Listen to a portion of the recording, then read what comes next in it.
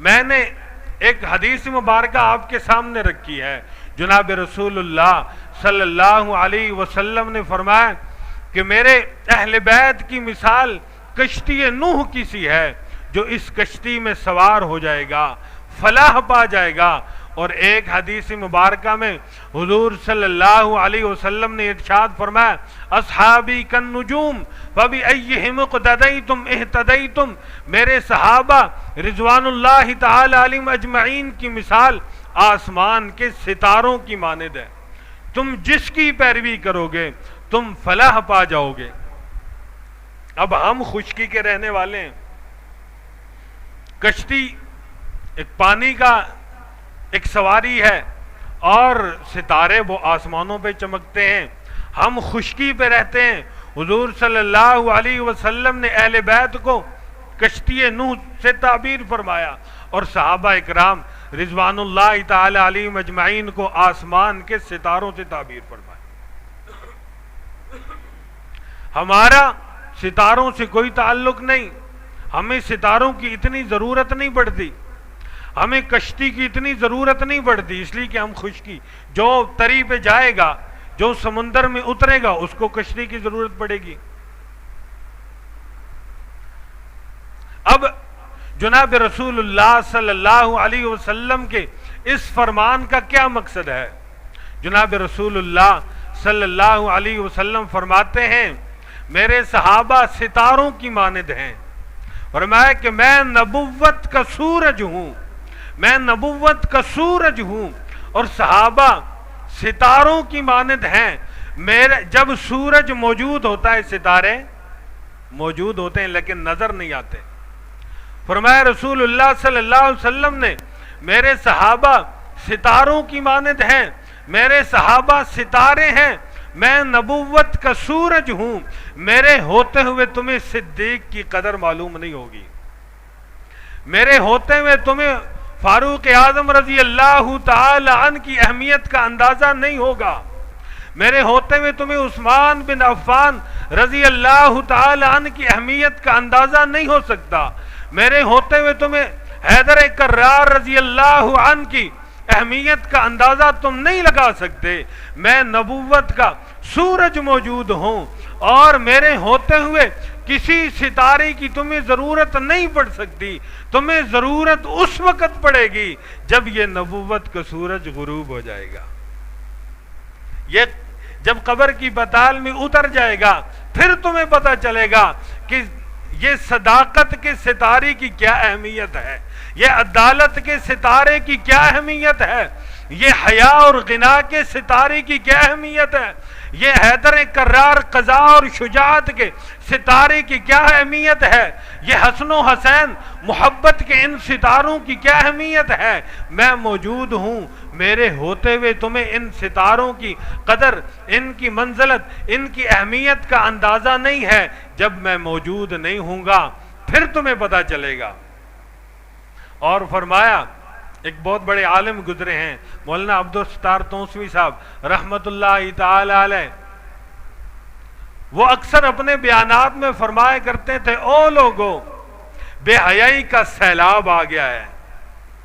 عریانی کا سیلاب آ گیا ہے. بے دینی کا سیلاب آ گیا ہے. او لوگو اپنے آپ کو بچا لو. اپنے آپ کو دین کے حوالے کر دو. دین کی کشتی میں ڈال دو. جناب رسول اللہ صلی اللہ علیہ وسلم نے فرمایا کہ جب تک میں زندہ ہوں تم فتنوں سے بچے رہو گے اور جب میں اس دنیا کو چھوڑ کے چلا جاؤں گا فتنے تم پر ایسے آئیں گے مصائب تم پر ایسے ٹوٹیں گے جیسے ایک تسبیح ٹوٹے اور اس تسبیح کے دندانے گرتے ہیں. دانے پہ دانہ گرتا ہے اور ایسے پوری تسبیح خالی ہو جاتی ہے. فرمایا جناب رسول اللہ صلی اللہ علیہ وسلم نے میں موجود ہوں تم پر کوئی فتنہ نہیں آ سکتا. اللہ رب العزت نے میری برکت سے تمہیں ہر فتنے سے محفوظ رکھا ہے اور جب میں چلا جاؤں گا فتنوں کا سیلاب آ جائے گا. فتنوں کا طوفان آ جائے گا. فتنوں کا ایک بحر بے قرار ہوگا. ایک سمندر ہوگا.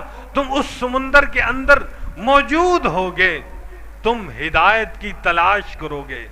اب رسول اللہ صلی اللہ علیہ وسلم کا دوسرا فرمان سنیے۔ حضور صلی اللہ علیہ وسلم نے فرمایا کہ میرے اہل بیت کشتی نوح کی مانند ہیں۔ فرمایا کہ ان فتنوں کی طوفان سے، اس فتنے کے طوفان سے، ان فتنوں اور مصائب کے اس سیلاب سے اور اس سمندر سے تم اس وقت بچ سکتے ہو تم جب اس کشتی نوح میں سوار ہو جاؤ گے۔ جب تم اس کشتی میں سوار ہو جاؤ گے تم ان فتنوں سے محفوظ ہو جاؤ گے۔ اب مجھے بتائیے، گھٹا ٹوپ اندھیرا ہے، اندھیری رات ہے، انسان کو ایسا شدید اندھیرا ہے کہ ہاتھ کو ہاتھ سجھائی نہیں دیتا، بندے کو ایک انچ آگے نظر نہیں آ رہا، ایسا زبردست اندھیرا ہے جس اندھیروں کو جناب رسول اللہ، جن فتنوں کو جناب رسول اللہ صلی اللہ علیہ وسلم نے بتلایا ہے، ایسے شدید اندھیرے میں انسان کو اپنی سمت کا پتہ نہیں چلتا۔ میری منزل کیا ہے، میں کس طرف جاؤں گا، میں کس طرف جاؤں گا، کہ میں کنارے پہ لگوں گا، میں کشتی میں بیٹھا ہوا ہوں، میں کشتی نوح میں موجود ہوں، میں کس کنارے پہ لگوں گا، انسان کو پتہ نہیں چلتا۔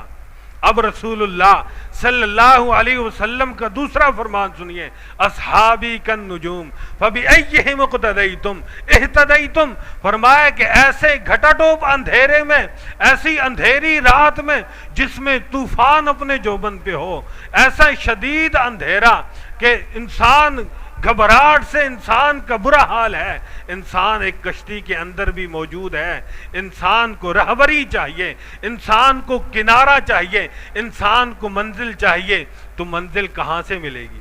منزل ان ستاروں سے ملے گی، اور ان ستاروں سے انسان اندازہ لگائے گا کہ مجھے کس طرف جانا ہے، مجھے انسان کو صداقت کے سفر پہ چلنا ہے۔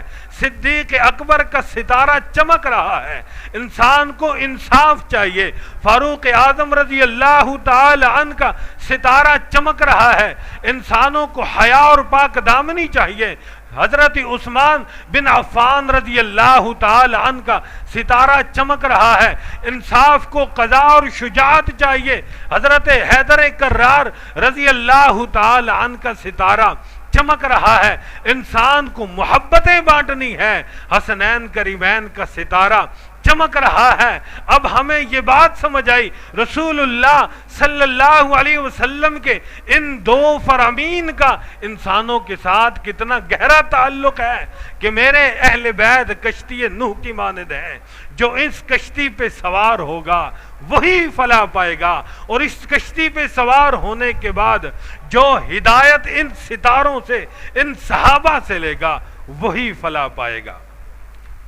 جناب رسول اللہ صلی اللہ علیہ، اور پھر جناب رسول اللہ صلی اللہ علیہ وسلم کو پتا تھا کہ آخری امت کا جو آخری دور آنے والا ہے، اس دنیا کا جو آخری وقت آنے والا ہے، اس وقت میں کچھ لوگ صحابہ اکرام رضوان اللہ تعالی علیہم اجمعین پر اعتراض کریں گے۔ یاد رکھیں صحابہ اکرام رضوان اللہ تعالی علیہم اجمعین رسول اللہ صلی اللہ علیہ وسلم کی نبوت کے چشمدید گواہ ہیں۔ اگر کسی ایک صحابی پہ جرح ہوگی رسول اللہ کی نبوت پہ جرح ہوگی، کسی ایک صحابی کی صحبت پہ جرح ہوگی، رسول اللہ صلی اللہ علیہ وسلم کی رسالت پہ جرح ہوگی، آسمان سے اترے ہوئے قرآن پہ جرح ہوگی، رسول اللہ صلی اللہ علیہ وسلم کے فرمان پہ جرح ہوگی۔ اسی لیے محدثین کے ہاں یہ اصول ہے، محدثین کے ہاں یہ اصول ہے، مفسرین کے ہاں یہ اصول ہے کہ الصحابۃ کلہم عدول، صحابہ سارے کے سارے عادل ہیں، صحابہ پر جرح ہو ہی نہیں سکتی۔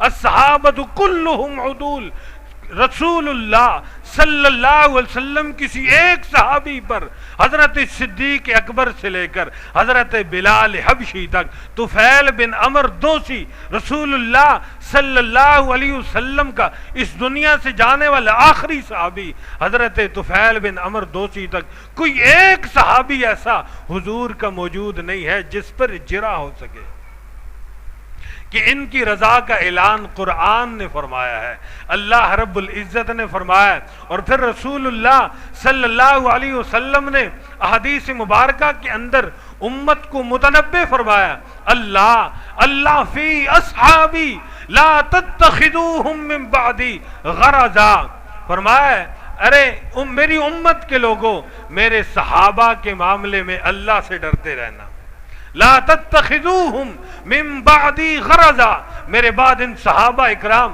رضوان اللہ تعالی علیہم اجمعین کو طعن و تشنیع کا نشانہ نہیں بنانا، فمن احبہم فبحبی احبہم ومن ابغضہم فببغضی ابغضہم، جو ان صحابہ سے محبت رکھے گا وہ مجھ محمد کی محبت کی وجہ سے محبت رکھے گا، ومن ابغضہم فببغضی ابغضہم، جو ان صحابہ سے بغض رکھے گا، نفرت رکھے گا، عناد رکھے گا، وہ مجھ محمد کے بغض کی وجہ سے، مجھ محمد کے عناد کی وجہ سے ان صحابہ سے عناد اور بغض رکھے گا۔